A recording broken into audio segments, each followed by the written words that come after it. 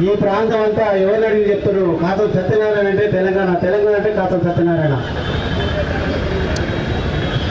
జై తెలంగాణ, జోహార్ తెలంగాణ విద్యార్థి మన వీరులకు జై తెలంగాణ.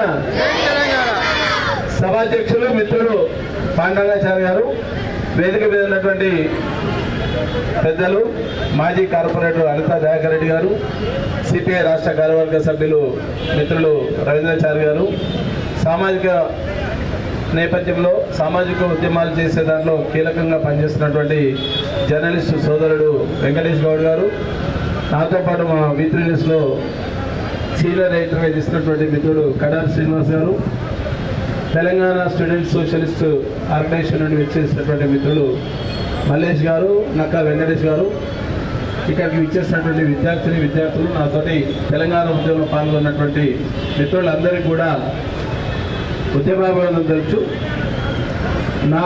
నాడు 2009 నవంబర్ 29, 13 సంవత్సరాల క్రితం జరిగినటువంటి ఒక గొప్ప చరిత్రకు మలుపు తిరిగిన రోజు ఏదైతుందో, నవంబర్ 29న కేసీఆర్ చర్చలో తెలంగాణ వచ్చిన ఒక నినాదంతో కేసీఆర్ గారు ఆమరణ నిరాదీక్షకు పోయినటువంటి సందర్భంలో నాటి ఆంధ్ర పాలకులు అప్రజాస్వామికంగా కేసీఆర్ గారిని అరెస్టు పెట్టినటువంటి నేపథ్యంలో ఎల్బీ నగర్ నుండి పెద్ద ఎత్తున ఉద్యమం ఎగసిపడి ఆ రోజు ఉదయం 10 గంటలకు ఎల్బీ నగర్ చౌరస్తాలో శ్రీకాంతాచారి గారు తన వంటి మీద పెట్రోల్ పోసుకున్నటువంటి దృశ్యం ఇప్పటికీ కళ్ళ ముందులో కనిపిస్తుంటుంది.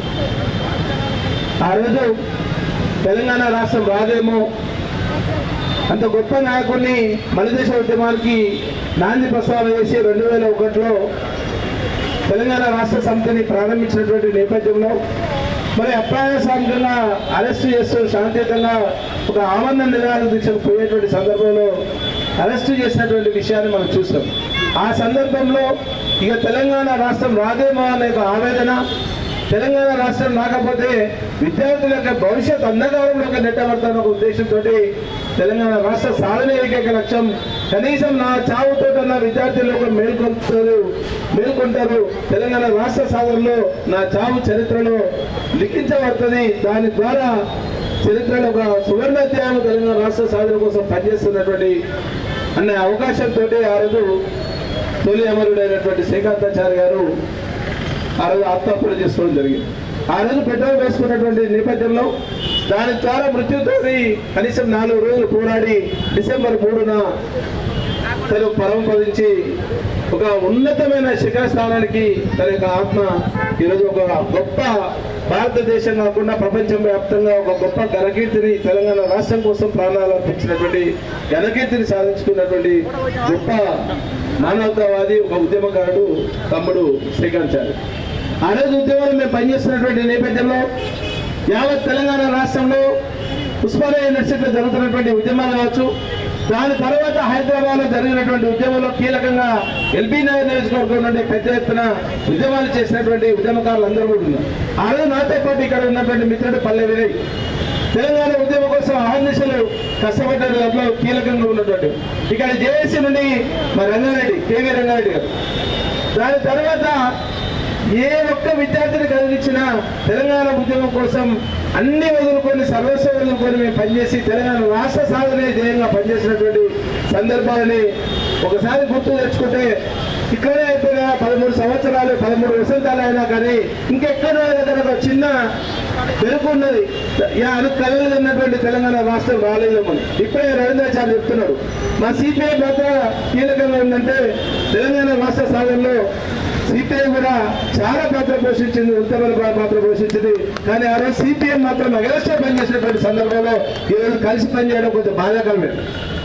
కానీ తెలంగాణ రాష్ట్రం వచ్చిన తర్వాత తెలంగాణ సమాజంలో ఎవరి పాత్ర లేకుండా చాలా మంది పాత్రను కల్పించి తెలంగాణ రాష్ట్ర సాధనలో దుర్మార్గంగా ప్రవర్తించిన వాళ్ళు కూడా ఈరోజు కొంతమంది మన పాలకులుగా వచ్చి ఉన్నందుకు కొంత బాధ అవుతుంది, తెలంగాణ ఉద్యమకారులుగా బాధ ఘోషిస్తుంది.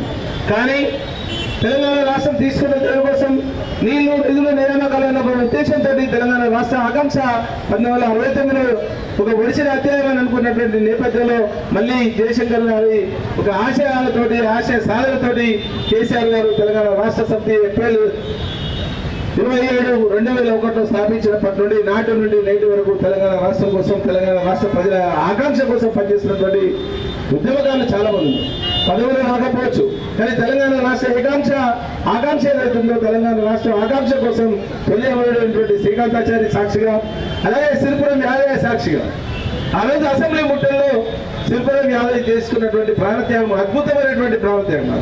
అంటే చరిత్రలో మనకు ఒక కాలికి పోతుంటే ఒక చట్టాలు జరుగుతున్నాయి అమ్మ అంటే అటువంటి సందర్భంలో పెట్రోల్ పోసుకొని ఒళ్ళు కాల్చుకున్నటువంటి నేపథ్యాన్ని బహుశా ప్రపంచంలో ఒక భగవంతులకు జరిగినటువంటి గొప్ప అవకాశం తర్వాత వీళ్ళిద్దరికీ జరిగిందని చెప్పుకోవచ్చు. అంటే అంత పెద్ద సాహసం చేసినటువంటి ఉద్యమకారులు తెలంగాణ రాష్ట్ర ఆకాంక్ష తప్ప వాళ్ళ అమ్మనో వాళ్ళ నాన్ననో వాళ్ళ తమ్ముళ్ళు వాళ్ళ కుటుంబ సభ్యులు పాలకులు కావాలి, ఆ పాలకుల ద్వారా పాలక వర్గంలో ఉండి సంపాదించుకోవాలని ఒక ఆశతో చేసినటువంటి సందర్భం కాదు. కానీ ఈరోజు చూస్తున్న ప్రయాసంలో మరి పాలకులు కొంతమంది చేసినటువంటి సంఘటనలు చూస్తుంటే కొంత బాధ అనిపిస్తుంది.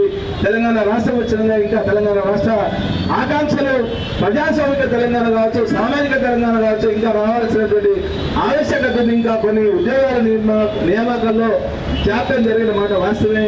ఇప్పటికి 1 లక్ష ఉద్యోగాలు నింపినటువంటి ఘనత కూడా ఈ 8 సంవత్సరాల్లో కేసీఆర్ గారు తీసుకున్నటువంటి గొప్ప నిర్ణయం.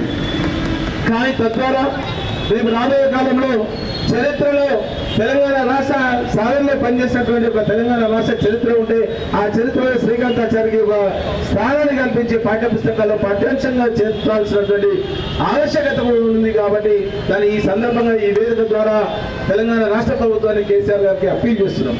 అలాగే ఆ రోజు నుండి నాటి నుండి నేటి వరకు 13 సంవత్సరాల నుండి తెలంగాణ రాష్ట్ర ఆకాంక్ష వచ్చిన సందర్భాల్లో కూడా శ్రీకాంతాచారి గుర్తుకొచ్చినప్పుడల్లా ఎల్బీనగర్ చౌరస్తాకు శ్రీకాంతాచారి చౌరస్తాని నామకరణం చేస్తానని చెప్పినటువంటి సందర్భాలు మన పాలకులు చాలా మంది చెప్పారు.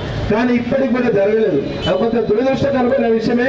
మరి తప్పకుండా కనీసం ఈ సంవత్సరం అన్నా మళ్ళీ వర్ధంతి కార్యక్రమం వరకన్నా తెలంగాణలో ఉన్నటువంటి ఎల్బీనగర్ చౌరస్తాకు శ్రీకాంతాచారి చౌరస్తాగా నామకరణం చేయాల్సినటువంటి బాధ్యత ఆవశ్యకత మెండుగా ఉంది.